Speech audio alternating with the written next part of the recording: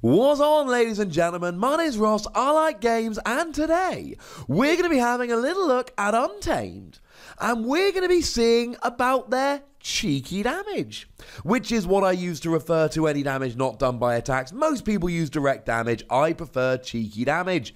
We did look at Mars doing cheeky damage the other day, and they had a bunch of options. But Untamed are no slouches. Annoyingly, Untamed is probably my favourite house design-wise, and I mean, my 6th deck did finally have Untamed in. Yay! But there's some really good things that Untamed have got. And if we start off with actions, we see Cooperative Hunting. Cooperative Hunting says that when you play it, you get to deal 1 damage for each friendly creature in play, divided as you like amongst your opponent's creatures. So if you've got, say, 10 creatures in play, interestingly enough, that Untamed deck I just mentioned, 20 creatures. In theory, it didn't have this card in, so it's kind of irrelevant. But in theory, 20 creatures, boom, 20 damage. Except you can put it wherever you like, and you can move it around and basically just take out your opponent's cards, and that's kind of funny. Or you can just spread a bit of damage on all of them, softening them up for later. Either way, this does a surprising amount of damage surprisingly quickly. But rather more ridiculous than that, we have the Common Cold. Now, the Common Cold does have an Ember bonus, so when you play it, yay, Ember. But what's really weird here is that it's one of these hyper-specific cards. Deal 1 damage to each creature, and that is each creature, yours and your opponent's. You may destroy all Mars creatures. Now, you don't have to, because, well, it says may, and you might have Mars creatures out, but it certainly seems to suggest you either destroy all Mars creatures, or you don't destroy all Mars creatures. I don't believe you'd be able to just destroy your opponent and not your own. This is, wow. Just being able to destroy all your... I mean, if you're against a Mars deck, you can just be like, boom, Common Cold. All your Mars creatures are gone. Oh, yeah. And I get an Ember. Although, spoiler alert from a, 70-year-old book, War of the Worlds was the one where the Martians came to visit and got defeated by the Common Cold. That's clearly a reference to a classic sci-fi book. Maybe I can allow it. And the last action we've got here is World of Returning. Again, we've got an Ember bonus, which is lovely. And when you play it, you deal 1 damage to each enemy creature for each Ember on it. And then you return all that Ember from those creatures to your pool. Now, I did a video a little while ago about Shadows and the fact that Shadows is actually really good at stealing Ember. I'll pop a link to that video in the description. Really good. It's crazy. Almost half their cards have the ability to steal Ember. So what they do is they, steal Ember or capture Ember or whatever. Now, what's important here is that we define stealing and capturing. Stealing Ember, they take it from your pool and add it to theirs. Capturing Ember, they take your Ember and put it onto the creature that captured it. This does nothing about stealing, but if your opponent has captured Ember, this is great.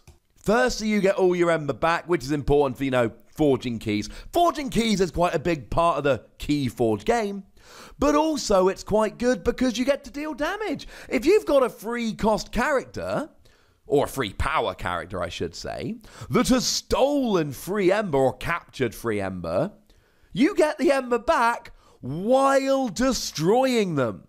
That's kind of hilarious. And no, that wasn't some random example. Old Bruno, free power creature, when you play it, capture free Ember. So then you play this and do free damage, destroy him, and get the Ember back. That sounds like fun to me, ladies and gentlemen. That sounds like fun to me. World of Returning, good. Now, there's no artifacts that do this. There's not many artifacts, to be honest. It's 5. Never mind. But Ancient Bear, I love Ancient Bear. Most people who play Keyforge are looking for a deck. And the deck I'm looking for has Bear Flute and multiple Ancient Bear. Ancient Bear is a 5 power creature, which is fine. It's not stunning, but it's fine. And it's got Assault 2. Now, Assault 2 means that before you attack, you deal 2 damage to the attacked creature, which means you might be able to destroy it without actually having to go into battle. And if you don't go into battle, they can't hit you back. This is quite nice. But I did mention Bear Flute, so let's talk about it quickly. This is one of the 5 artifacts to which I was previously referring. And it's got an action: fully heal an ancient bear. If there are no ancient bears in play, search your deck and discard pile and put each ancient bear from them into your hand. If you do, shuffle your discard pile into your deck. And this does a bunch of redonkulous things. Healing is nice, it's alright. But what we see here is you get all of your ancient bear out at once. And this is an artifact. So as long as Untamed is your active house, you can use this whenever you want. Well, once per turn. So as soon as your last ancient bear gets destroyed, next turn, boom, get them all back regardless of where they are. Plus, you're shuffling your discard into your deck, which means that you get to recover a whole bunch of cards which you're probably going to want to play later on. Maybe something like World of Returning goes back. And the sooner you get it back into your deck, the sooner you can play it again. I just adore this card. I really want a Bear Flute and like 3 or 4 ancient bear. Most people, like I've said, are looking for a Keyforge deck. That is my deck. And if anyone out there's got a lead on that deck, do let me know. So ancient bear's quite nice, as is Briar Grubbling. It's got Hazardous 5, which is the opposite of Assault. So ancient bear's got Assault, you do extra damage before you attack. Briar Grubbling does damage before you are attacked. Now, we actually have elusive on a whole bunch of characters. An elusive says that when you're attacked the first time, you essentially avoid it. Well, Briar Grubbling's got hazard. Before it's attacked, you deal 5 damage, which means if it's got 5 power or less, you'll actually destroy it and you won't take any damage yourself. And incidentally, elusive only works once per turn. This will work every time you're attacked. There aren't that many creatures that have got hazardous, but this is quite ridiculous, ladies and gentlemen. Quite ridiculous indeed. One character I really like from Untamed, one which just seems incredibly good, is Kindrith Longshot, who does have the aforementioned elusive, which means the first time you're attacked, you don't take any damage. But it's also got, she's also got Skirmish. Skirmish is wonderful. Because you see, what Skirmish does is when you attack, you take no damage. And again, elusive is once, this is whenever you attack. So Skirmish means you can attack other creatures as much as you like. You can get the damage without ever having to worry about being hit back. Having elusive and Skirmish on the same creature is a little bit redonk. But actually, you're basically never going to attack with this. Well, maybe occasionally. You're a free power, so you can always just attack, do 3, and Skirmish protects you. But you've got a Reap ability here, deal 2 damage to a creature. So you Reap, you get the Ember, then you deal 2 damage. You can deal 3 by attacking, sometimes that'll be relevant, but most of the time you Reap and do 2 damage anyway. When you've got elusive and Skirmish, this is ridiculous. I'm going to mention Snufflegator here. It doesn't do direct damage, it's got Skirmish. I just love Snufflegator. Yeah, Snufflegator. LUPO the Scarred, 6 power, which is very nice. It's got Skirmish, so you can attack with it, and you're fine. And when you play it, you deal 2 damage to an enemy creature. Now, this is only when you play it, but then it's a 6 power with Skirmish. 6 power with Skirmish alone is pretty good. You're going to be destroying a lot of creatures, and you never take damage back unless they attack you. When they do attack you, well, hopefully you can shuffle into the deck, get it back out, do the extra damage. But if you like doing 2 damage to a creature, might I suggest Mighty Tiger, who does 4 damage to a creature? I know, right? This is even better, ladies and gentlemen. This is even better. I love Mighty Tiger. Mighty Tiger's fun. Mighty Tiger actually got made into a playmat. Each of the houses has had one playmat printed for one of their cards. Mighty Tiger is the one from Untamed. It's a 4 power and there's nothing else about it except the playability, deal 4 damage to an enemy creature. And maybe you leave this sitting on the bench reaping. But generally speaking here, you want to play it, do the 4 damage, get it back. Play it, do the 4 damage, rinse and repeat. I like Mighty Tiger. Plus, it's got a fun design.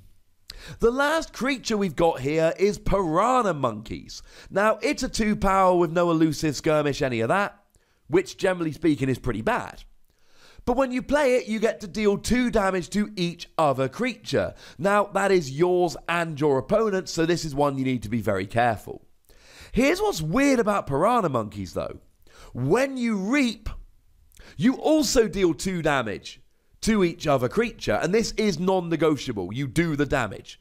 There's no if, buts, or maybes. It's not a choice. You do the damage.